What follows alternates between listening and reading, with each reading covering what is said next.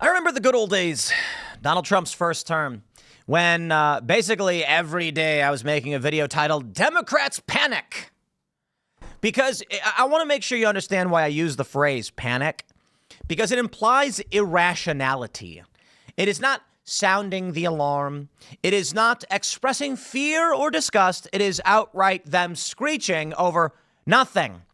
Okay, so the latest story in which they're accusing Donald Trump of being a despotic authoritarian is that Trump has signed an executive order claiming that the Constitution, which explicitly states the executive power is vested in the president, he signed an executive order saying that, and that these independent agencies that Congress tried to establish, which for some reason were outside the purview of the president, are still within the purview of the president.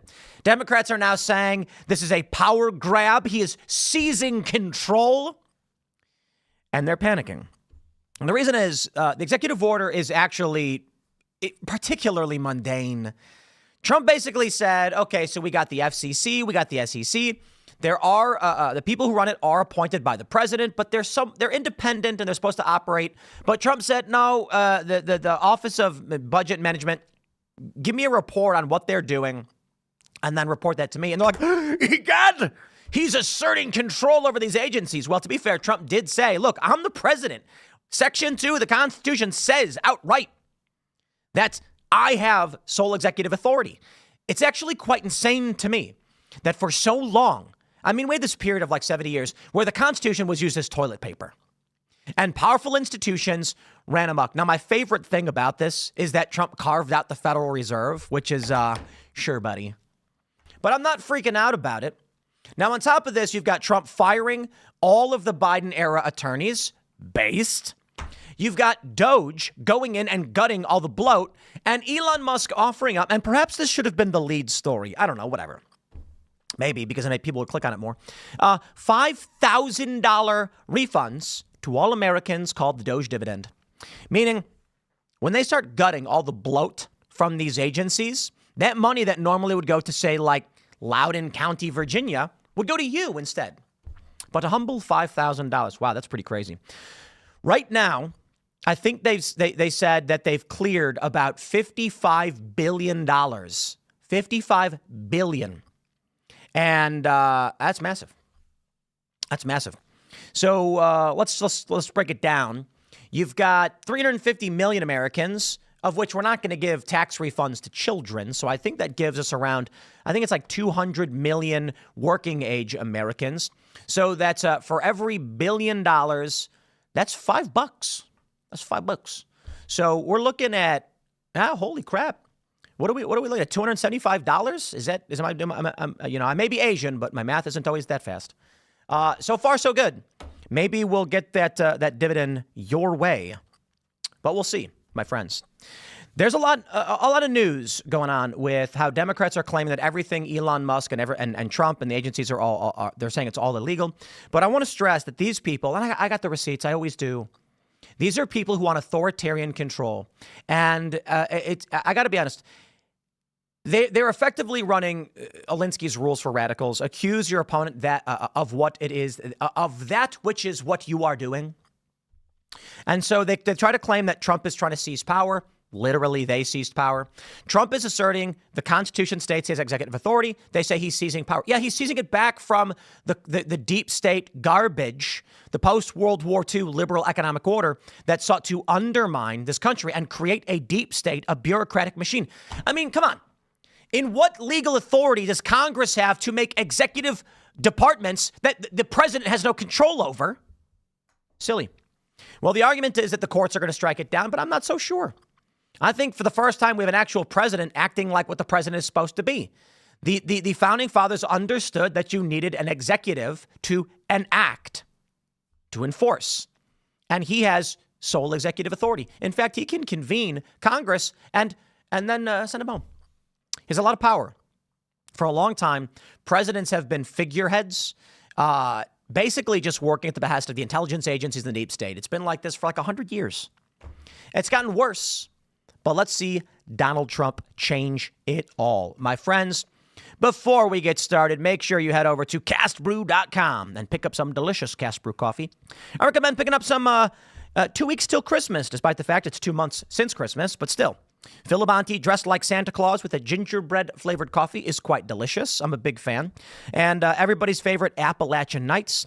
We got a dark roast, Rise with Roberto Jr., but let's do this. We're going to take a deep dive into the ground coffee options. Don't forget, Focus with Mr. Bocus. We sold a good amount of this, but we still have 1,848 custom bags of Focus with Mr. Bocus. For those who don't know, Mr. Bocus was the original mascot of Timcast because he was simply my cat. And he was a street cat who had underdeveloped kidneys. And as you need your kidneys to live, so I'm told, he only lived to about 5 years old. We used all technologies available to us to prolong his life. And then one day there was nothing more we can do. With underdeveloped kidneys, poor Mr. Bocus, his kidneys were doing double or triple the work of regular kidneys to try and keep him alive. And it is quite sad. But we created the Focus with Mr. Bocus espresso blend in his memory. We also have Misty Mountains, a blend of Costa Rican coffees that it's getting rave reviews. And look at that bag. Look how pretty it is. Misty Mountains. That was brilliant. I didn't come up with that one. Appalachian Nights I came up with because I wanted a dark roast. And I was like, yo, Appalachian Night, beautiful. And it turned out to be a sleeper hit. So, of course, Ian's Graphene Dream, he just sold 300 bags yesterday.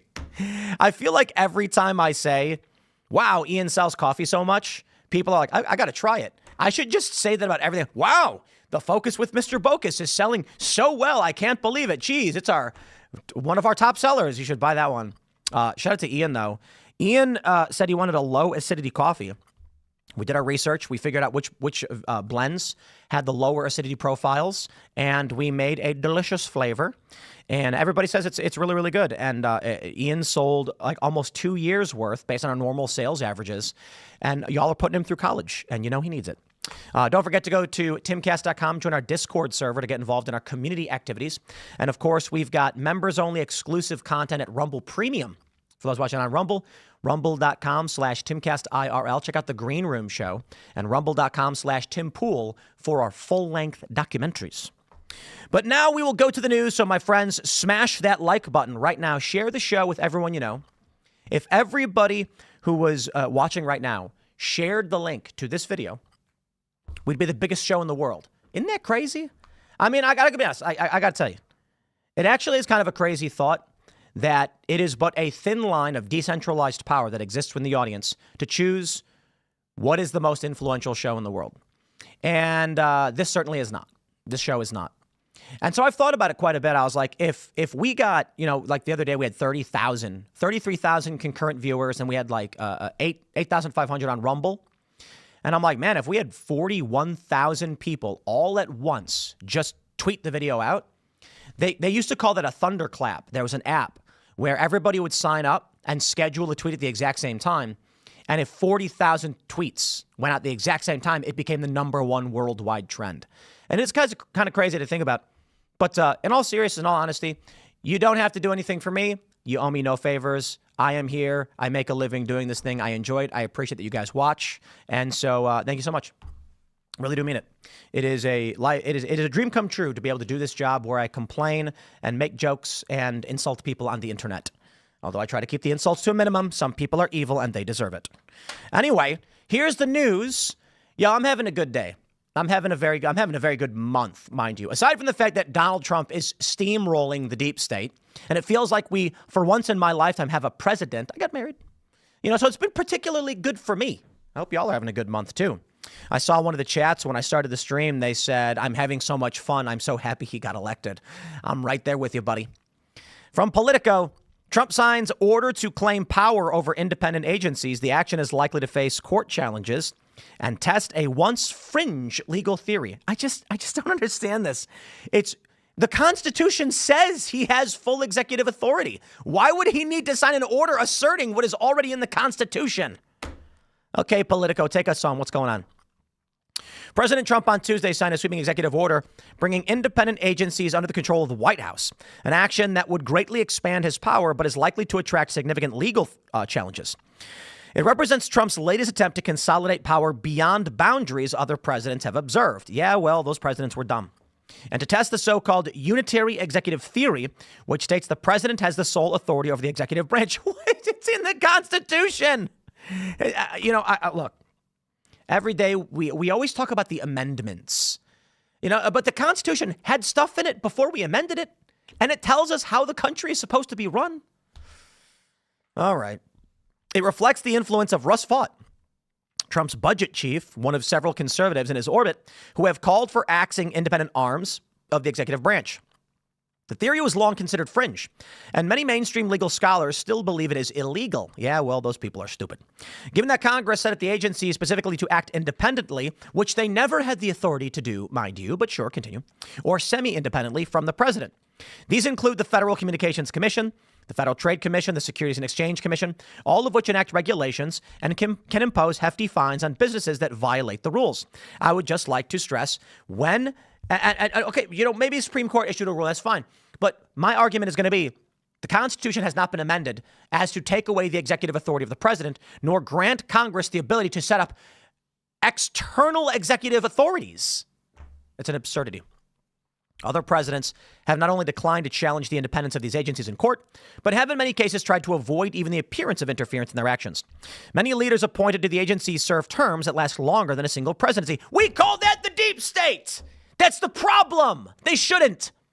In an effort to help shield them from political pressure. No. This is not democracy. That people would serve in these administrations beyond the single term of president, unelected? No, I say. No.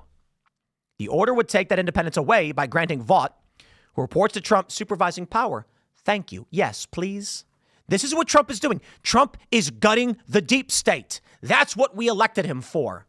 And I think you're going to be hard pressed to find an average American who's going to be like, I'm actually in favor of unelected bureaucrats taking my money for gender studies in Pakistan. Don't get me wrong. A lot of these Democrats are going to agree with whatever the Democratic Party says. The executive order requires Vought, as the director of the Office of Management and Budget, to establish performance standards and management objectives for the heads of independent agencies and report periodically to the president on their performance and efficiency in attaining such standards and objectives. It also requires Vought to review and make changes to the agency's budgets as necessary and appropriate to advance the president's policies and priorities. For the federal government to be truly accountable to the American people, officials who wield vast executive power must be supervised and controlled by the people's elected president. Hear, I say, hear, good sir.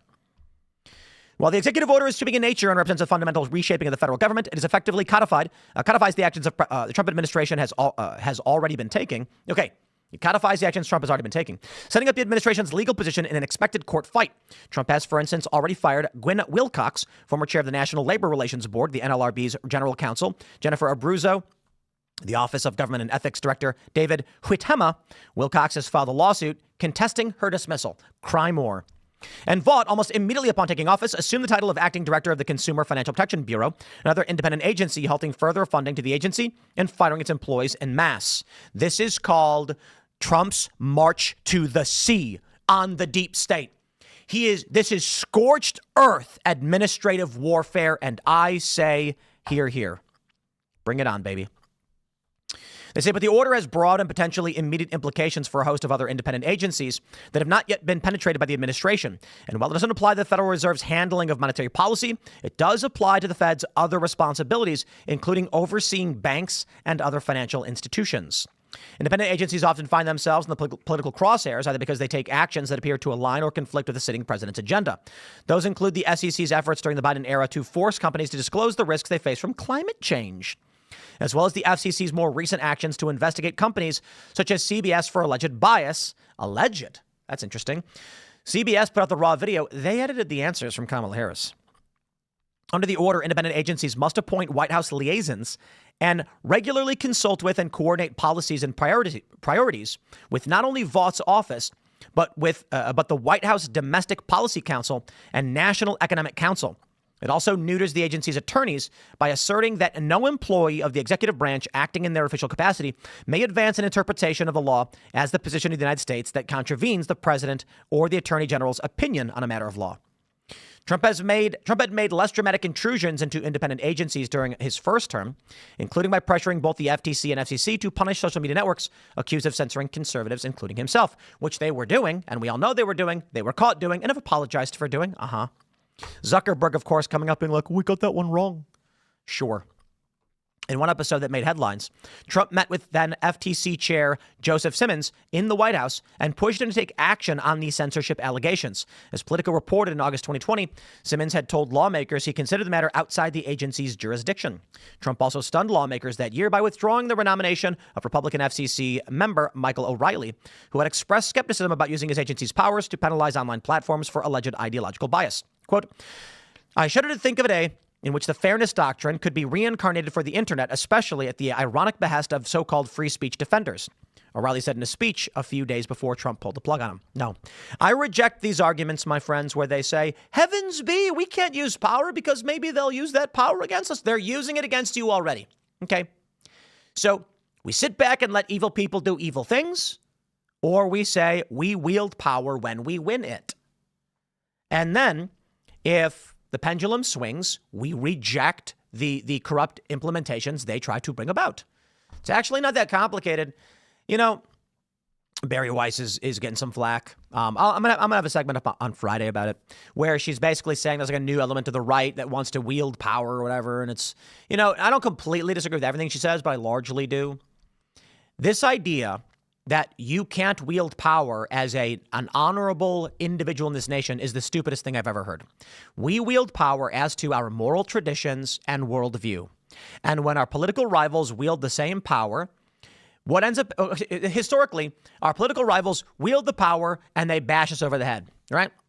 Then the Republicans win power and go, well, you know, we better not do that because they'll do it. They did it to you last time and they're doing it to you now.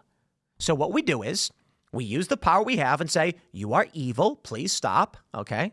And then if at another point they gain those powers and they use them as they see fit, we say the use of the powers as you are doing defies our moral structures and worldview. You are evil, please stop. It's that simple.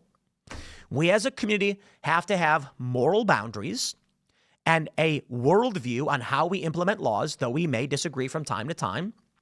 And we simply say we wield power. I don't understand what's wrong with this. Democrats do it. It's their MO.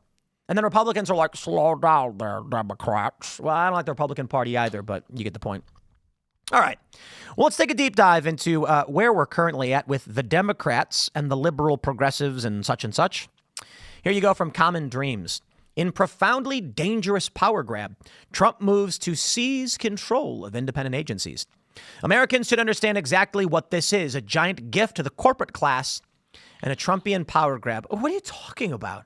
I mean, these people are catastrophizing everything.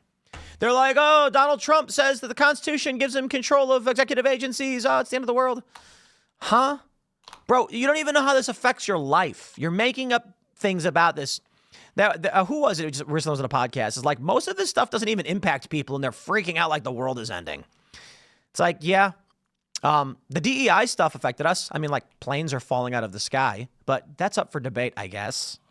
Here's Common Dreams, okay? U.S. President Donald Trump on Tuesday signed an executive order aimed at bringing the nation's independent agencies, including, we know, under his control. The new order, blah, blah, blah. The order requires, this we know. They say in a fact sheet released alongside the order, the White House specifically names the FTC, SEC, and FCC. We get it. This is a profoundly dangerous idea for the nation's health, safety, environment, and economy, and for our democracy, he added. Congress made independent agencies independent of the White House for good reason. So how is it democracy if the American people can't vote those things away? Let's try again. You have independent agencies, and we as the American people would like to discuss.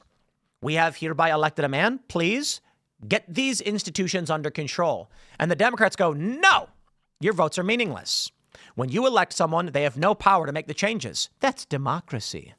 I'm just sitting here like, that's not democracy, that's bureaucracy. Elon Musk made the point the other night on Hannity. He said, if the will of the people is that Donald Trump come in and enact these policies, and he is being barred from doing so, then we don't have a democracy, we have a bureaucracy. Does that make sense? I'm paraphrasing. And then all these Democrats are like, wow, this man is so dumb. It's like, no. Trump goes, if you vote for me, I'll go in and shut him down. And we are like, yes, please do that. And now Democrats are saying you're not allowed to. So who is allowed to rein in these federal agencies under the executive branch, if not the president? Who? Apparently no one. Okay, well, the president can appoint people, Congress confirms them, but they're independent, do whatever they want, and the people who run it, well, they run these agencies over multiple terms to avoid politicking. That's what the Supreme Court is for. The Supreme Court Supreme Court justices get lifetime appointments because then it's not political, because the judges are supposed to interpret the law. That I get. But the president is political. We vote for him to enact change and control the executive branch. But these people are losing their minds. Trump's executive order would dissolve that independence and put the agencies under Trump's thumb, ensuring they turn a blind eye to wrongdoing by favored corporations. They're accusing us and Trump of doing that which they do. It's really that simple. How about we try this? Trump's executive order would dissolve that independence and put the agencies under Trump's thumb, ensuring that no one turns a blind eye to wrongdoing, to enact policies favoring certain corporations and hurting the consumers and investors. I could say that, right? What's the difference? Moral interpretation, emotional interpretation? The way I see it, these institutions, these entities have largely been favoring the deep state, the bureaucratic state themselves, and the money that funnels into their pockets. Trump gaining control of it is the first opportunity we've had in a long time to rein them in. And boy, are they crying about it. Here's my favorite. The Free Press. Tim Carr. Freepress.net. Not to be confused with The Free Press, Barry Weiss's organization. Freepress.net is a nonprofit that doesn't believe in the free press. I love it. I know Tim Carr. I've met him a long time ago. He says, latest Trump power grab aims to destroy independent agencies. Oh, no. They put out a press release, The Free Press. You guys want to see a joke? You want to see a joke? You're going to love this one. The Free Press writes, late Tuesday, the White House released a fact sheet about a forthcoming executive order. We get it. According to it, the executive order will force independent agencies to submit all proposed regulations for White House review. Free Press co-CEO, Craig Aaron said, this is what an unconstitutional power grab looks like. We urge Congress and reviewing courts to reject this outlandish attack on independent agencies. That's right, says the Free Press, who believes in a free press and wrote this article in 2019, Free Press versus Hate. Conspiracy theorist Alex Jones is so racist, homophobic, and xenophobic that Apple, Facebook, Spotify, Twitter, and YouTube banned him and his show InfoWars from their sites in 2018. But now he's returned to Facebook with multiple new pages, and the social media giant has allowed him to resume profiting off his lies.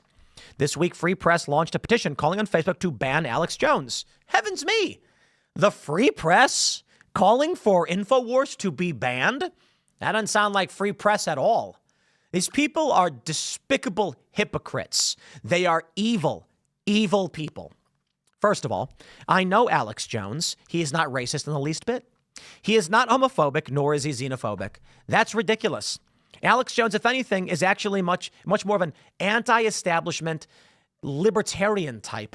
Certainly, he's got his conspiracy theories. I know a lot of people are like, no, Tim, hold on. He went on Alex Jones and talked about cell phone towers and animal hybrids. Come on. Not everything he says is law, but he gets a lot of things right. Famously, he predicted the Russian invasion of Ukraine, and everybody was like, how did he know? A video went viral of him saying, they're going to do it in February. And everybody was like, how did he know? Well, I happen to know Alex Jones, and I said, Alex, tell me your secrets. And he's like, well, I just read the news. It was the funniest thing ever. Alex was like, dude, all I do is read the news, and then I report these things. This is what the media was lying about. This is what Free Press was lying about. Alex Jones's reporting is largely just aggregate general reporting. They have their reporters, and then he reads the news. And what he said to me was, when you looked at the reports from like the AP, the Guardian, the New York Times, they were saying things like fears of a spring offensive from Russia, Russia amassing troops. All you do is you read these stories, and then you go, guys, if you read this, it looks like they're saying like, we got a high probability of an invasion by Russia into Ukraine in the spring. When it happened, they're like, Alex called it. And Alex was like, I just read it. They called him a conspiracy theorist for doing these things, and they insult Trump for much the same. Donald Trump comes out, and he's like, did you see that report of the news about how they've got disinfectants? You know, they're using UV light. Maybe we could do something like that to disinfect maybe something under the skin. I'm not sure. What do you think? And then the media was like, Trump calls for drinking bleach or ingesting it, like, which he never did. It's an absurdity. Trump will read the news, come out the next day and be like, I saw this in the news. It's very interesting. And then they'll come out and be like, Trump's lying. Oh, the most famous one, of course, was last night in Sweden. Trump watched a news report on Fox News from Ami Horowitz where he was like, Sweden's got issues.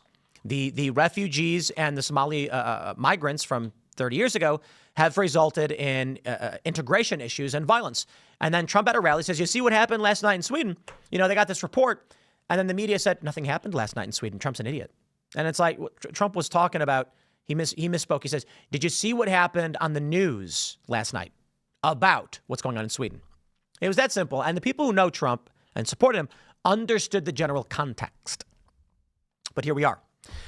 Like, I'm going to take the complaints from Free Press.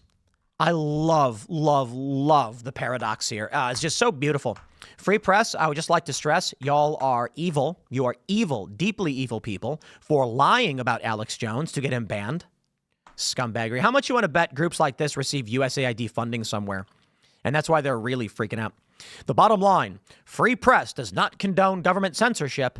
The Change the Terms campaign and our call to ban Alex Jones has nothing to do with government restrictions on free speech, which is what the First Amendment prohibits. Oh, I love this. Let's go to the Free Press right here where they're like, Trump's going to favor corporations or whatever. Yeah, this is what the argument is. Okay, so it wasn't them who said that. It was Common Dreams. So the Free Press calls for corporate unilateral authority to censor and shut down anybody because they don't like the opinions. Talk about a free press. Interesting, huh? Well, here we go, ladies and gentlemen. Let's break this down. Trump is right. Come at me, bro. You are wrong. The White House releases this fact sheet. President Donald J. Trump reins in independent agencies to restore government that answers to the American people. Agreed. Restoring democracy and accountability in government. Today, President Donald J. Trump signed an executive order ensuring that all federal agencies are accountable to the American people as required by the Constitution.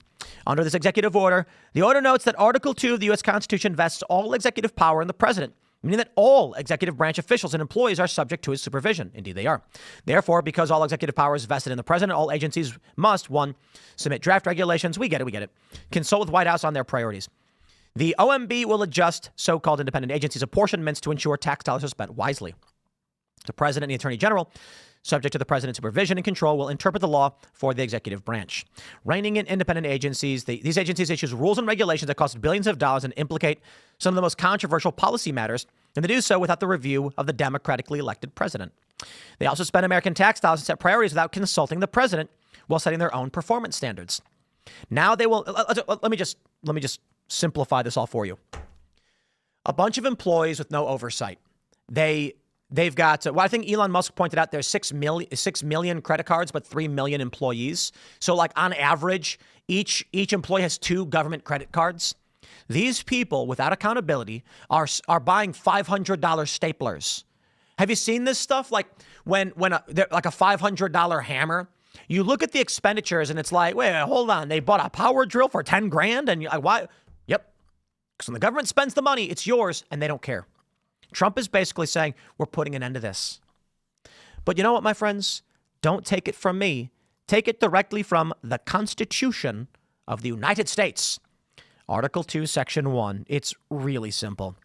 The executive power shall be vested in a president of the United States of America. He shall hold his office during the term of 4 years and, together with the vice president, chosen for the same term, be elected as follows. That's it. That's what it says. The executive power is vested in the president. Okay. So how then does Congress determine that they can create executive branches outside the purview of where the executive power is vested? I don't understand. Hey, I don't look at me. I'm not a constitutional scholar. I'm just some guy on the internet, okay, wearing a beanie. Now, maybe there was a Supreme Court interpretation. I'd argue it's wrong. At some point, Congress said, we hereby assert the authority to create executive branches, executive agencies where nobody has the power. What? How do you do that? How does Congress assert? Have they amended the Constitution? No. As far as I know, there's no amendment to the Constitution that states the executive power shall not be vested in the president or shall only be limited. In which case, by what argument are they claiming Trump is wrong? The reality is, groups like the Free Press, these nonprofits, I'm not saying them specifically because I don't really know where their funding comes from. I'm sure, how about we pull up their 990s? That's their tax form for nonprofits. These groups, many of these NGOs, they're going to come out and claim Orange Man bad because they get their money from these government agencies. They get grants and payments without oversight. And Trump is saying no more. So, America, I got a proposal for you. Elon Musk, he's stepping up. Where's that story? Is that one right here? Musk moles sending all Americans $5,000. Oh, Forbes, don't give me this. They auto playing a video? Get out of there.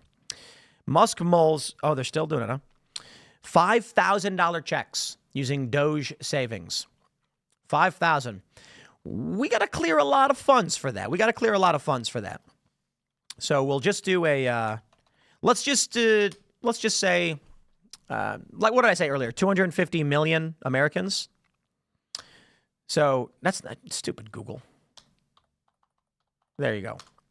So we're looking at, that's going to be a lot of money. Let's do this. I think right now we're at, what is it? $275 based on what they've already cleared. So they got to make that bigger. How much money needed to give every tax-paying American, that's how we'll do it. Every tax-paying American, $5,000. Robot, take me home. The robot says nothing. Oh, there we go. It's under the way there. But the estimate is that there's upwards of $2 trillion that is wasteful spending. I think that's probably correct. Forbes says billionaire Doge head Elon Musk said on X, formerly known as Twitter, we get it, that he would ask President Donald Trump to propose a Doge dividend that would give taxpayers a refund check of $5,000 by the savings from his Department of Government Efficiency. So let's go, ladies and gentlemen. Let me just ask you a question. Drop me a this question's really stupid. I'm sorry, because I know the answer.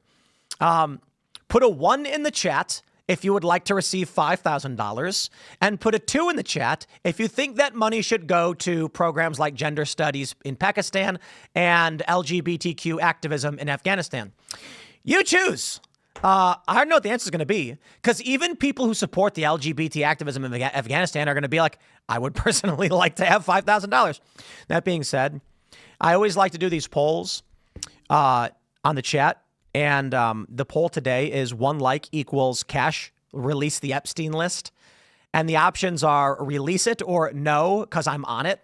2% of respondents claim to be on the Epstein list and don't want it released. Well, okay, guys. So one person says 3, pay down the national debt. That's a good one. That's actually a good argument. Yeah, one of the things I've heard is that I think they were talking about this on Fox with the national debt being so high. If they clear $2 trillion, just pay down the debt. Pay it down. I don't know if we need to. I think the $5,000 Doge dividend would be a much better idea. And let me explain, good sir, because I do respect the audio issue. I brought up the Epstein list, and now people are saying they can't hear me. Well, refresh the stream if you're getting audio issues. I don't think it's my microphone. I think it's the stream because I mentioned Epstein. Anyway, there's nothing I can do on this end. People are, yo, that's really funny. And I can see the viewership went down a little bit when people are mentioning audio issues. Audio is cutting in and out. Well, that's what happens when you say Epstein over and over again on the stream. What is this? Some people just need to refresh the stream. Well, now I forgot what I was going to say because people were saying, oh, yeah. I'll tell you. I respect the message where they said that refresh works, hit refresh. Really? That's messed up. That's a YouTube end thing. Well, if you're watching on Rumble, you probably have no issues. What are our friends on Rumble saying? Fine on Rumble. No audio issues here. Let me just point out, as we are live on both Rumble and YouTube, as soon as I mentioned that guy's name, people are like, I can't hear you anymore. The audio cut out. Really? Oh, we're having fun today, aren't we? And I can see that concurrent viewership on YouTube dropped by 1,000 as soon as that happened. Well, that being said, many people are saying pay the debt off with it. No. It's a good answer. It is. But let me explain. If every American got $5,000, we would call that a stimulus. The Doge dividend refund would be instantly applied back into the economy, for which the U.S. government would recuperate large portions of that in economic activity. Meaning, the economic activity is going to generate more than $5,000 per person in tax benefits to the U.S. government. It's amazing how this system works. I've told this story over and over again about how a friend of mine's dad was a contractor in Chicago, Cook County. Cook County is where Chicago is. DuPage County is a western suburb. And what happened was Cook County raised their tax rate by like 0.25%. And then there was a Home Depot in Cook County that shut down, and they spent millions of dollars to reopen like 2 miles down the road, on the same road in DuPage County. And I remember, because I can't remember what it was. I think my friends would go there and we'd like buy wood and stuff for skateboarding. And then it closed and we're like, that's weird, but we didn't really think much of it. And then my friend's dad, who's a contractor, was like, well, look, if we have to order like, $200,000 worth of materials for one project, and they're adding 0.25% on top, I mean, for the year, you could be looking at 20 grand lost. I'd rather drive 2 miles. And I was like, that's interesting. By raising taxes, they reduced their tax revenue substantially. Whereas Cook County normally would have received, hundreds of thousands in taxes. They tried to squeeze a little bit more out of everybody, and they left. That's fascinating. Kind of like what West Virginia is doing to us here at Timcast. We'll see. I'm reaching out to some local politicians because I'm livid. I want West Virginia to be the best. But right now, as most of you know, I've been ranting about this. West Virginia is claiming that you can't hire independent contractors anymore. The state has literally made it illegal to hire a single human being. I'm not going to rant on that one again. It is what it is. But, yeah. People are saying, people with audio issues seem to be on their phones. I haven't had audio issues on YouTube today, but in the past, audio has been cut through only for Timcast. Well, you know what it is. Let me do this. I can absolutely tell that people are experiencing audio issues because the concurrent viewership just took a slash substantially. Right around the time I mentioned a particular individual's name, if you know what I mean. Well, everybody who's listening right now, if you could, share the video on every social media platform. This is the only thing that I can ask you do. If YouTube is trying to suppress the stream or they're having technical issues, take the URL, whichever platform you're on, share it on X, everybody right now all at once. And if we add, 30,000 tweets all at the same time, then Timcast Live is trending. The URL will be trending. A lot of people have pointed out to me that, I've done this show for a long time. The Tim Pool Morning Show and Timcast IRL are global top podcasts. It's amazing. Thank you so much. We're nowhere near the biggest, though, but we have some of the biggest metrics. It's great. And what I've been told is it is in spite of what YouTube has been doing to try and suppress this show. And I believe it for sure, because we've been for some time. At first, I would consider it to be like moderate liberal. Stop making me defend Trump, too. Trump's really proven himself, and he's doing a better job, and he's the right choice because Democrats are increasingly going insane. As you know, in 2020, I was for the Democrats. I was for Tulsi Gabbard and Andrew Yang, and boy, the Democratic Party let me down.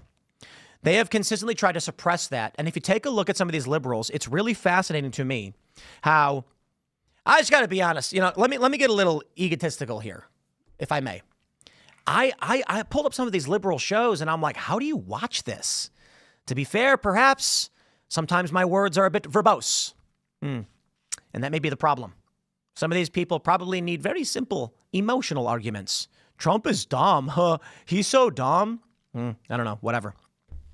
But I do genuinely believe that we here at Timcast, not just this show, but all the crew here, we do a good job of providing context on these stories. We're fairly rational and moderate on these issues. We have an extremely high watch time, a large subscriber base. Our recommendations are extremely low, indicating, well, first, I just say we must suck. I'm not going to assume conspiracy where there's only circumstantial evidence. Fine. The show is just not that good. People don't share it when I ask them to, and we're only as big as we're ever going to be. So be it. I do kind of think, though, when you get tons of people saying that the audio cut out for no reason, but only on YouTube, especially when I name a certain individual, that these kinds of conversations are problematic, as there are powers that be that want centralized authority in this country, and that is more easily attained when there is narrative control. So you wonder why it is that Timcast IRL averages some of the highest watch time and highest concurrent viewership, but they don't recommend it. I guess, whatever. What's interesting to me is that people who start watching the show tend to watch and become dedicated viewers. No, seriously. So we started running ads for this, and we get tons of emails, tons of messages. Our churn rate for IRL is really low, meaning we have sustained growth. Well, that would be great for YouTube. Shouldn't they promote that? In fact, just the other day, this morning show, as well as, amazingly, yesterday, we had 20,000 concurrents, and this was still one of the biggest live streams in the world for the day, and Timcast IRL was in the top 10.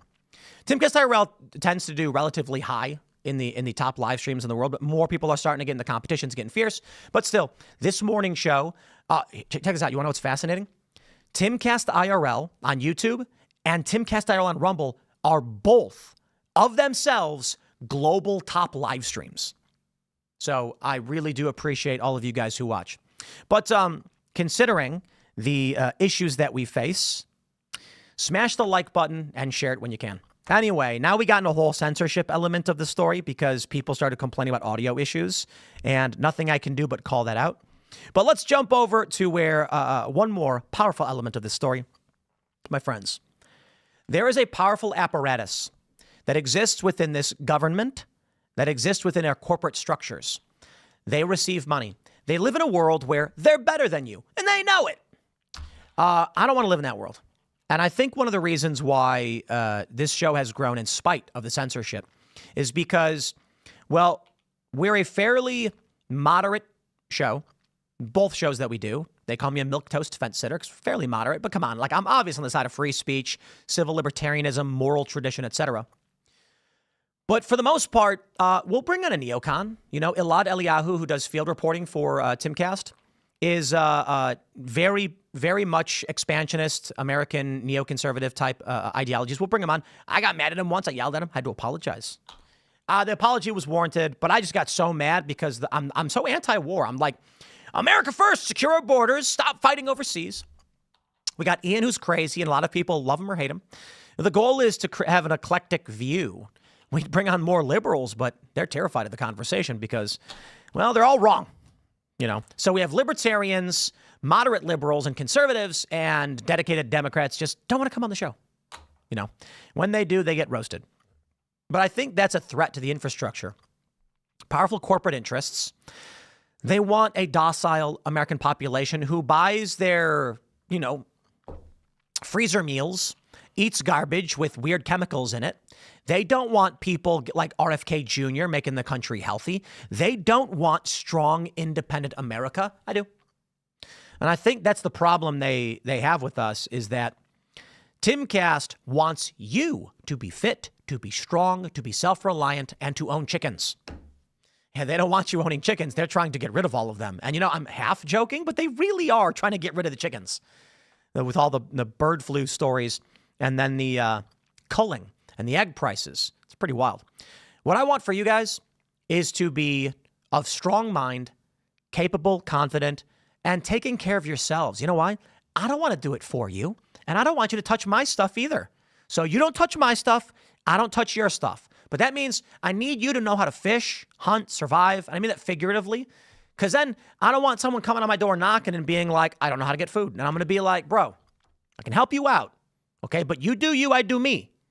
We got to be morally responsible. There's got to be merit. I want you guys to be smart and capable. The other thing, too, is a dumb population votes for dumb things. And then you get oppressed. Then the government knocks on my door and they're like, sir, we're taking your chickens. And then I'm like, out of my cold, dead hands. But I don't want that to happen either. I believe the American people have a right to be self-sufficient in the food they grow. And I jokingly have the Boonies HQ skateboard, 28th Amendment. Let me pull that one up for you. And we haven't done a Boonies HQ shout out in a minute. But I do sincerely mean this, which is why I'm going to pull this up. This is one of our best-selling skateboards. The 28th Amendment, the chickens being necessary to the security of a free state, the right of the people to keep, bear, and breed chickens shall not be infringed. Look at that chicken right there. Isn't that the greatest doodle ever? The purpose of this is only half of a joke. I like to be silly. But the point is, I genuinely believe there should be an amendment to the Constitution that guarantees the right of the people to be secure in producing food and sustenance for themselves and their families. Now, maybe not having roosters in a city, okay, fine, whatever. But there are a lot of places that banned people from growing their own food, capturing water, and raising chickens or other animals. I believe that is wrong. Much like I believe individuals in this country have a right to work, I believe you have a right to grow tomatoes in your garden. And there are places that forbid you from doing it. And they say, well, then you get too much and it attracts animals. And I'm like, yeah, too bad. Too bad. The community will have to figure that one out, but you have a right to feed yourself and not be reliant on the state or private enterprise. Now let's grab this last element of the story. Trump firing all the Biden-appointed U.S. attorneys. We'll keep this one simple. You get it. He posted on Truth, over the past 4 years, the Department of Justice has been politicized like never before. Therefore, I have instructed the termination of all remaining Biden-era U.S. attorneys. We must clean house immediately and restore confidence. America's golden age must have a fair justice system. That begins today. Indeed, my friends. Tell me why. Give me a real reason why we should retain any employee of the federal government if the duly elected president says they should be terminated. There's only one. There's one good reason. And I heard this, and liberals are hooting and hollering about it. An active duty member of the military who is deployed can't be fired while they're deployed. And I'm like, okay, like, I don't care. Fine. If you work for the government in some government job and you're also a reservist or you're in the military, whatever it may be, however this works, then sure, we will not fire you until you get back. Or maybe you're one of the people we do want to keep around. Not a guarantee. But I don't see an argument. If the head of the executive branch with the sole power vested in him wants to say you're fired, who's going to stop him? Now, let's be a bit more nuanced in this. Trump is obviously talking about Biden-era U.S. attorneys. Well, they were hunting down little old ladies. Clearly, these are not law enforcement priorities. Oh, a 60-year-old woman was walking around the Capitol. Oh, get out of here, dude. You know, the J6 thing that really grinds my gears is if you've got like a 40-year-old guy bashing a cop, we're like, I get it. That guy should be arrested and go to jail. I don't care who you are.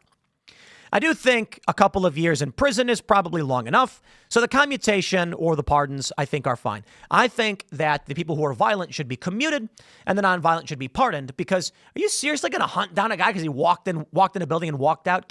Spare me, dude. I don't even think that for leftists. Like a leftist who it's a cop, it's like 2 years is enough, man. You don't want to waste our money and taxpayer dollars in these prisons. That being said, the priorities of these attorneys was clearly not justice and law enforcement, but hunting down people for ideological reasons, as evidenced by the fact they don't hunt down far leftists. Now that Trump is in, we're starting to get a little bit of it. Trump in his first term was a little light on all of these things, but it's about time, to be completely honest. Now, this, of course, once again, is being called a massive power grab. They're saying Trump is weaponizing things. He only wants loyalists. It's the stupidest argument imaginable. Get out of here. I don't care. They should be loyal to Trump. He's the president. In what reality are we supposed to accept the argument that we want disloyal prosecutors? It's laughably stupid. If Biden got in and said, I want prosecutors who are loyal to me, I'd be like, I guess. I mean, he got elected. The issue largely for conservatives and Republicans is they don't believe Biden actually got elected. But I do. I think Biden actually got elected, and I'll tell you why. Because, what is this? The chat froze on me. Getting elected isn't about convincing a population. It's about winning the seat of power. We call them, many people have referred to our elections as miniature civil wars. I don't think so. I think largely it's been the uniparty deep state just agreeing with each other. But Biden got elected, and you might argue, yeah, but they did this, that, or otherwise. I'm like, and he got elected. Because I don't view elections in the literal on the surface argument. There are people who say an election is when one man argues for his positions, another man argues his positions, and then everyone decides which one was right. That's not an election. That's like fairy tale stuff. That's like telling people that the tooth fairy is coming to pick up your tooth from under your pillow. No, the truth was your parents did that and gave you money for some reason. I don't know why. but it's fun, I guess. There was never a point in my life where I actually believed in a tooth fairy because I had older siblings. So you live differently. For those with older siblings, you get it. Middle children are probably confused. But now they say elections are when they argue to the American people and then you cast your vote. And I'm like, oh, is that what you think it is? That's cute. Well, when you grow up, you learn that's a fairy tale. And elections are about getting as many pieces of paper as possible and then convincing people with some semblance of power that you won. And if they seat Joe Biden in that seat, he won. Now, if Joe Biden wanted to hire a bunch of people who are loyal to him, I'd be like, that's what they do. The problem arises not in loyal prosecutors. It arises in that Joe Biden was, probably not Joe Biden, to be honest, maybe Barack Obama, but whoever was in charge, was hunting down little old ladies. And okay, I'll be fair. There were some 40-year-old guys who were nonviolent who were hunted down as well, but the little old ladies plays weller with the key demo. You get more sympathy out of it. I'm half kidding. My point is, these prosecutors, these FBI agents should all be terminated because they have proven they cannot operate without bias. If they were equally divided among the far left and J6, I'd still have concerns and be like, look, some of these people walked into a building where the door was open. Not every part of the Capitol was smashed glass and people fighting cops. One side, the doors were open and people walked around confused, took selfies with police officers, stayed within the velvet ropes. Why are you hunting those people down while ignoring the far left extremists who are firebombing the White House? Clearly, these people cannot be trusted. Therefore, I have no problem with Donald Trump or anybody else firing everyone. But let's bring this back home. We'll bring it back home, of course. And then we'll grab some of your super chats, the original article where it all begins. Trump signing executive order to claim power over independent agencies. Let me just say it this way. Trump signs executive order to manage independent agencies. Trump signs executive order reasserting what is known to be true, that the executive branch, the president, has the sole executive authority vested in him. It's very strange, isn't it, that they've built this system that exists outside the Constitution over a long period of time. But I get it. You know, it's kind of like if you, over a long enough period of time, your monitor screen gets covered in dust. And then eventually it's hard to see what's on there. All of that dust needs to be wiped off. Blow on it. Get all that crud out of there. I'd say it's actually more like mold. Now, I don't want to say it's like mold because maybe rust. You know, if I was to say this country's gotten moldy, it would imply you got to throw the whole thing away. But I don't think that's true. I think Donald Trump has just found this beautiful medieval sword in a stone covered in rust. And he's pulled it out and said, this sword is really great, but we got to clean it. And then he started polishing it. And the Democrats are like, no, don't, because then you'll have a great functioning country and we want you to be weak and fat. So I'm here for it. I'm totally here for it. My friends, smash that like button, share the show with everyone. You know what I feel like? I feel like when I say share the show with everyone, it isn't really an effective means of conveying the idea because it's just a fast little quip. I got to say something like, every day, an Ian goes to sleep crying because you have not shared the show. Please share this show now and become a member at timcast.com to join our Discord server and be involved in the community. And don't forget, Rumble Premium for all of our exclusive premium content. The Green Room Uncensored podcast, half an hour to 45 minutes long every day, Monday through Friday. We are increasing it. Plus, the Uncensored Call-In Show at Monday through Thursday at 10 p.m. and feature-length documentaries. We are currently in the pre-production stage, very, very early for our next feature-length documentaries. We got big ones planned. I don't think we actually have the budget for 8. After talking with these crews about the increase in costs for everything in the past 2 years, I'm like, dang, we really are not going to be able to get this done. Short films and mini docs we can probably pull off, but feature-length documentaries are going to be hard. But I think they're important. I think we should do it. Certainly, they're not going to be as massive as like Am I Racist, which was incredible. Shout out to Matt Walsh. But if you check out Infringed and Game of Money, you get an idea. So go to rumble.com/TimPool. And in the playlist, you can see our feature-length documentaries, Game of Money and Infringed. Infringed is really great. I mean, they're both really, really great. Game of Money is actually a bit more evergreen, talking about how money works in this country. That one's going to be huge for you guys. Infringed may be a little dated at this point because it was about gun rights a couple years ago, hosted by Lauren Southern. I recommend you guys check that one out. But sharing really is caring. I'll say it again. I wonder if we can do that thunderclap thing. If everybody shared, like 23,000 people on YouTube, we've got on Rumble, 7,000 people watching. If 30,000 people right now shared, watch Timcast live, that would instantly be the biggest show of the day in the world. I'm not exaggerating. 30,000 shares in 1 minute, bang, be cool. Let's grab some of your super chats and Rumble rants and see what's up. Valkyrie says, to be honest, I don't want a dividend from the cut government waste. I want it all thrown at the national debt. And it's a good point. But as I was saying, a $5,000 stimulus will generate more economic activity.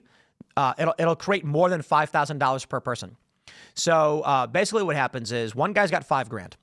He spends that, and that $5,000 goes all around in various areas. Sales tax, it goes into obviously income tax.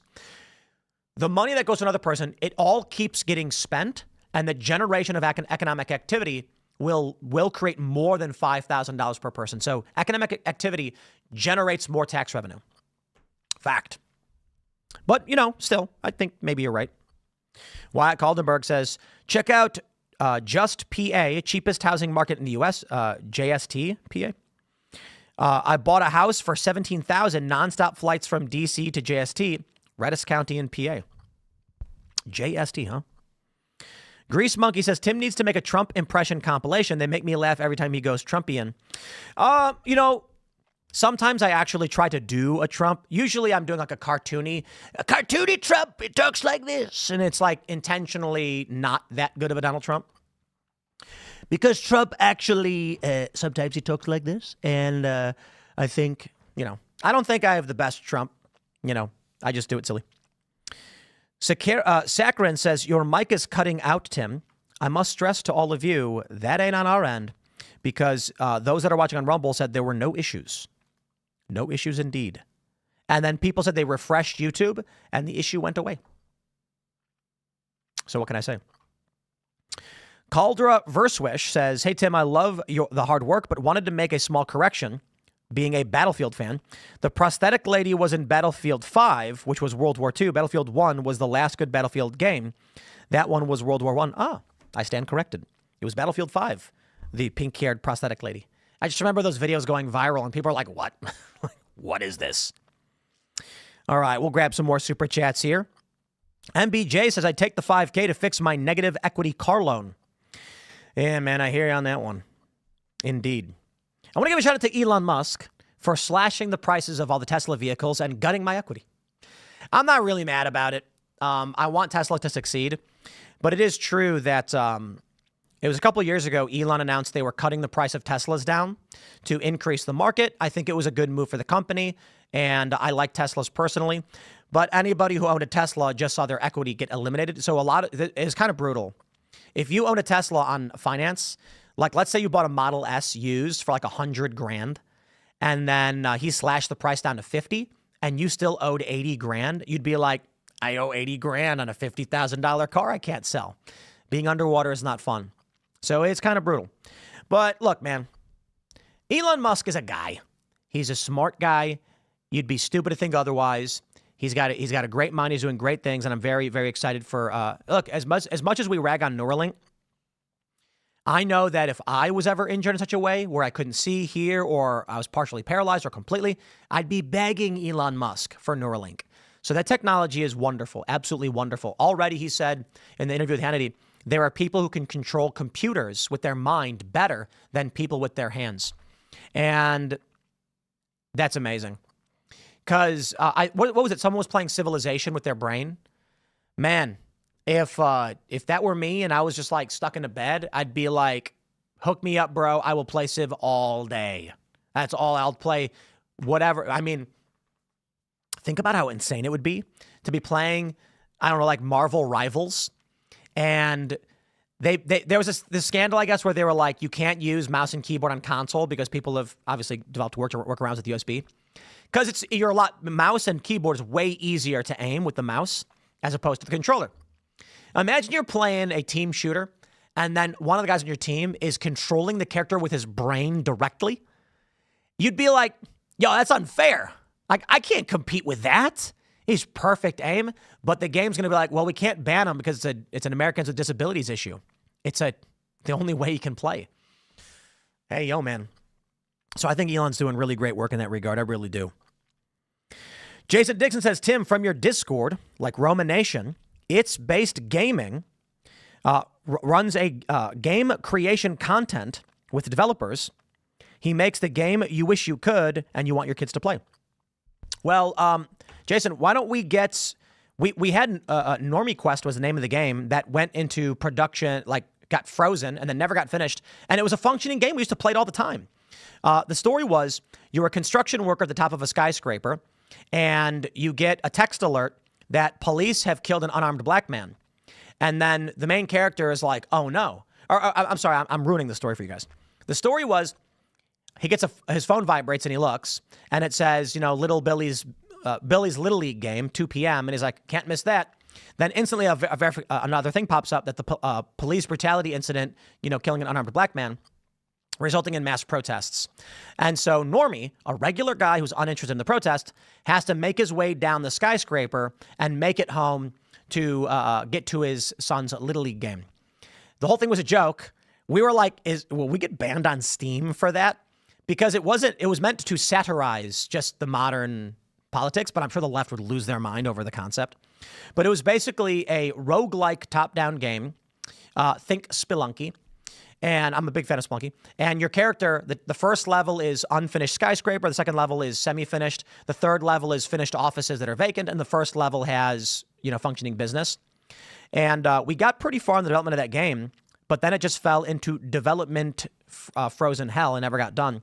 We had a multiplayer version. We had a multiplayer King of the Hill battle attached to it, where two characters would play in a skyscraper where you can climb to the top and collect items, then battle it out.